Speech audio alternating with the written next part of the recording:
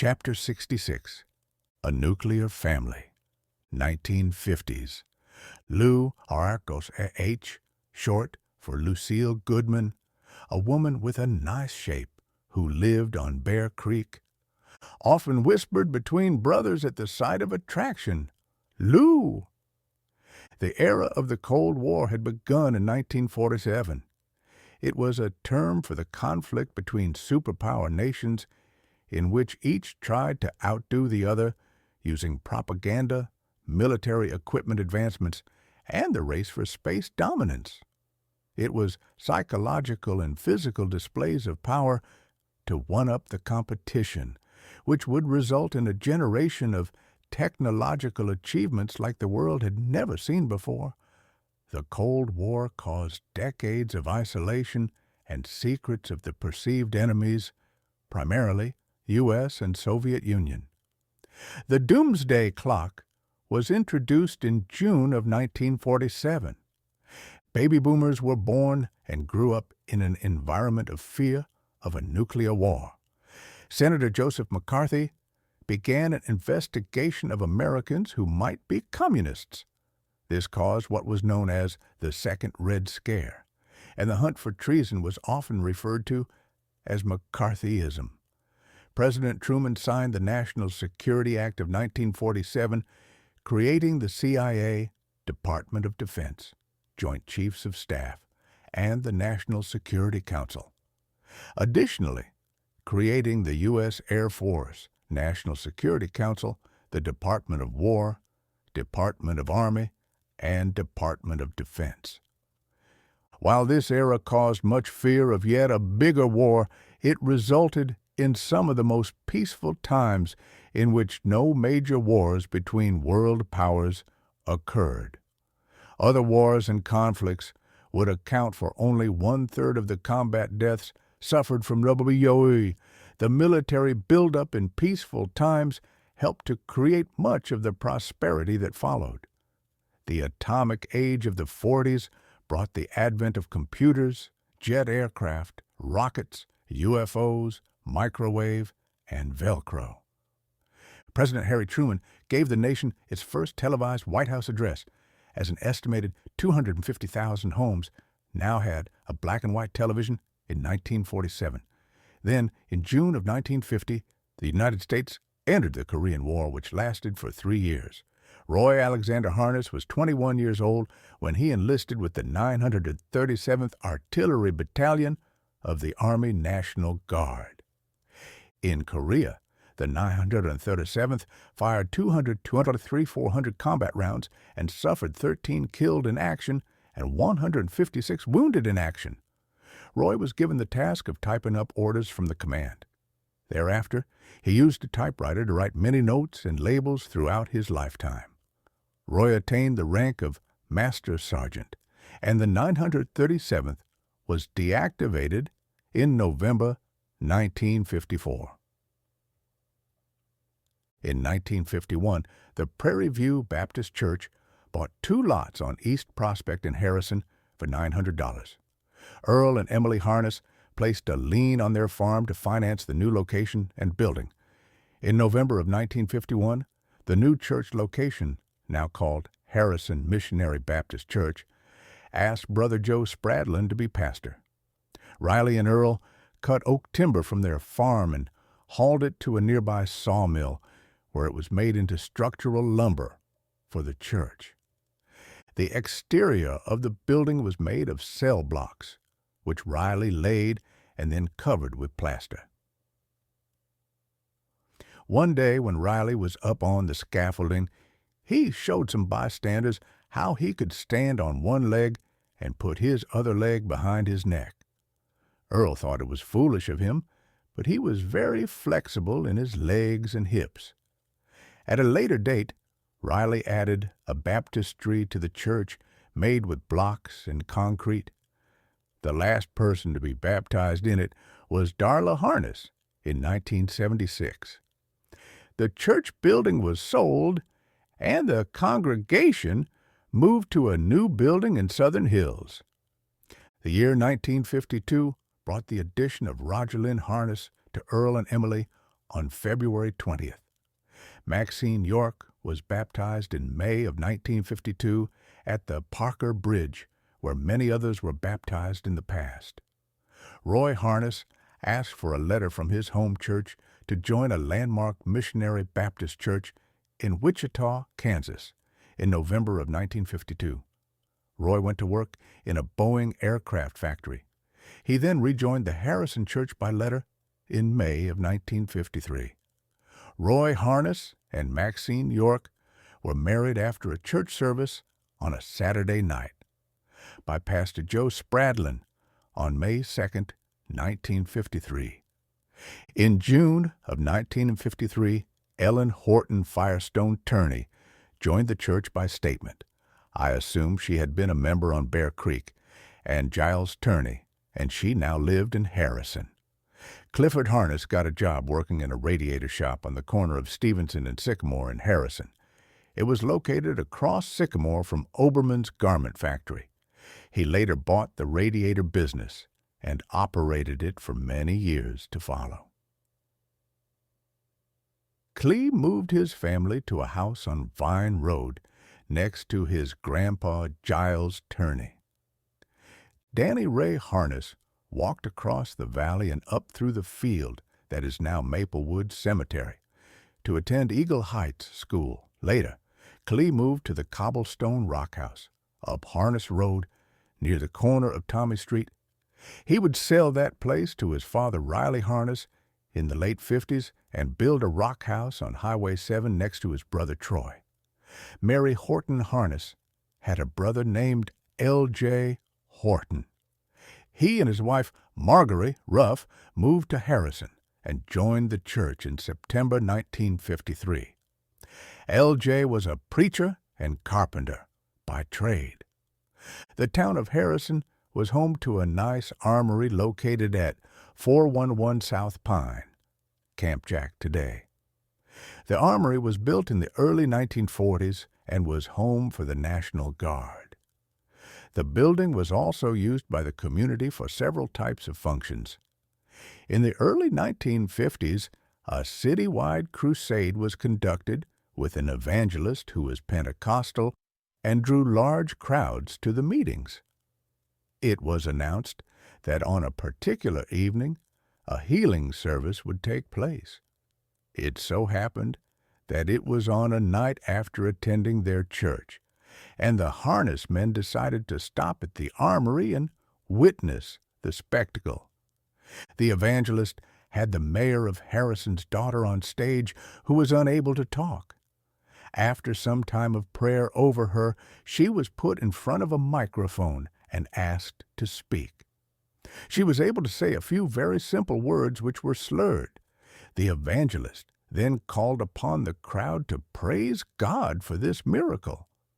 Then he challenged anyone present who didn't believe that the girl was healed to hold up their hand. He scanned the crowd as if to dare anyone to disbelieve him.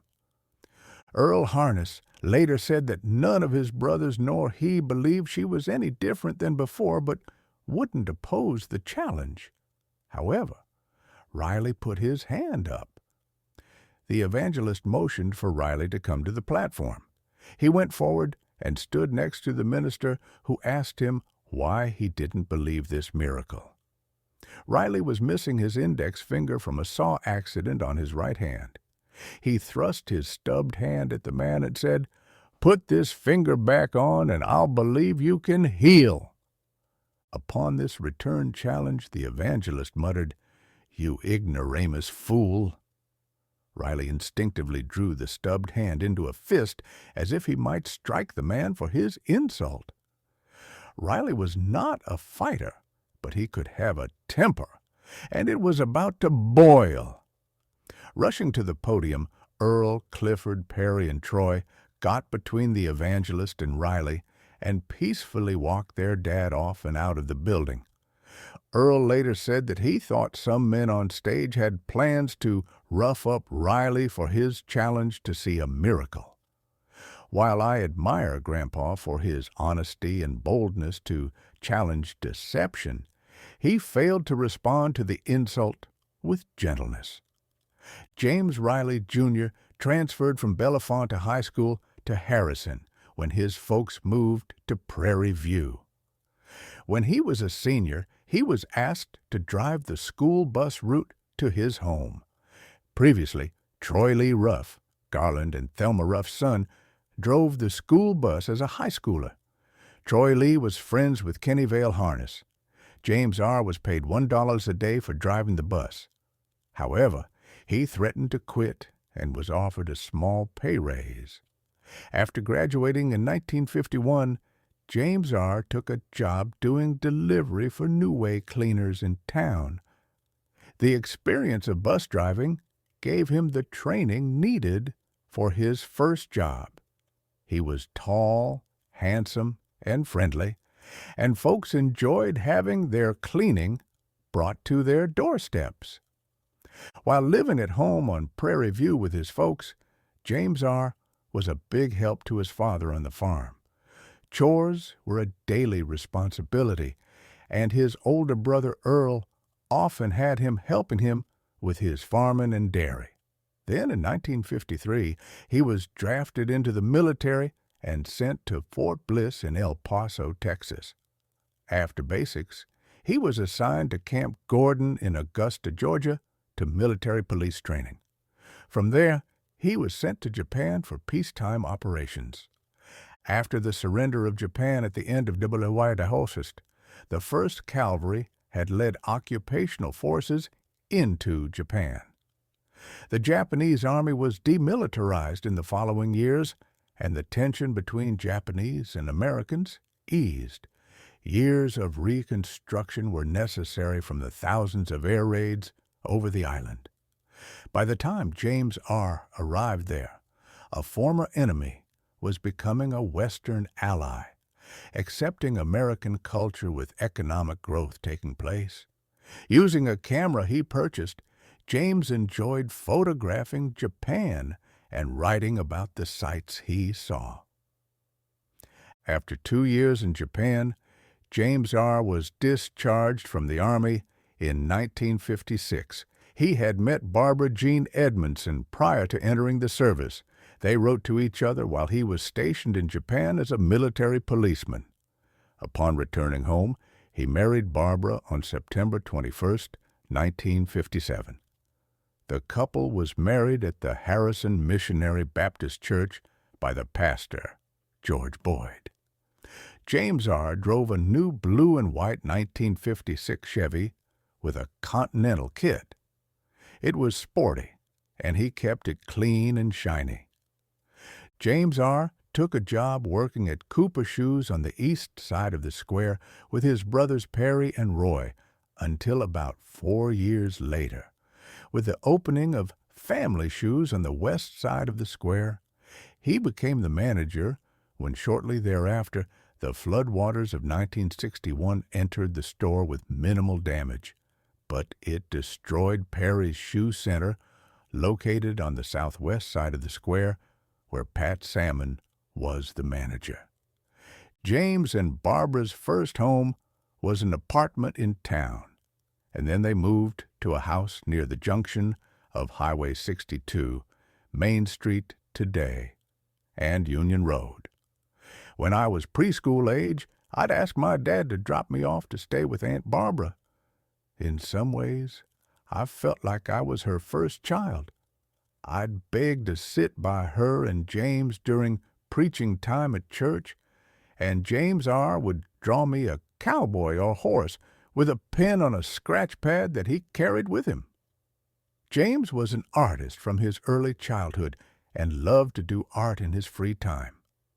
In time, all the boys, Clifford, Perry, Troy, Roy, and James, would live on Highway 7 South, and their parents, Riley and Melinda, lived nearby on Harness Road. Earl was within a couple of miles of them, and this allowed many cousins to grow up together. The nuclear family of Harnesses were held together by their faith, love, and fellowship. For more than a century, these traits had been instilled in them from the days of Jenny Renfro Harness to hold true to God, to love one another, and enjoy family. that would be harder for each succeeding generation as the family grew in size and the older ones died.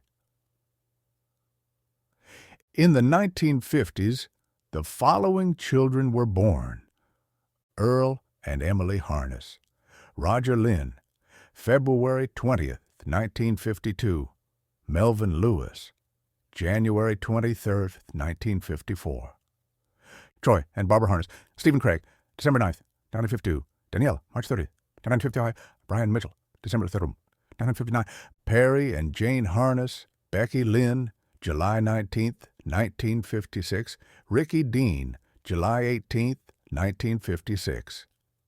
Gene and Veda Jo Mathis, Kimmy Britt, October 26th, 1953, Kevin Eugene, October 18th, 1956, Roy and Maxine Harness, Alan Dale, June 3rd, 1956, David Leroy, June 8th, 1959, James Riley and Barbara Harness, Pamela Jean, May 10th, 1959.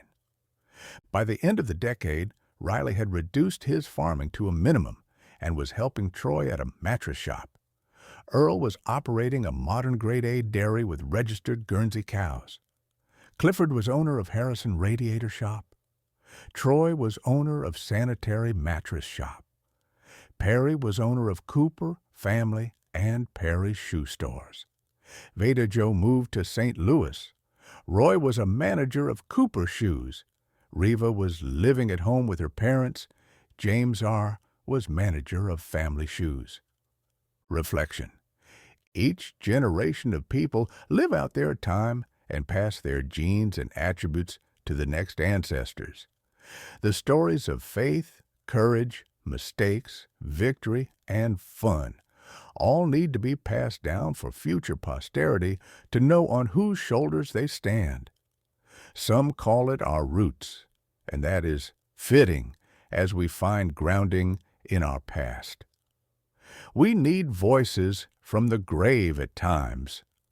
By faith, he was commended as righteous when God spoke well of his offerings, and by faith, Abel still speaks, even though he is dead. Hebrews 11:4.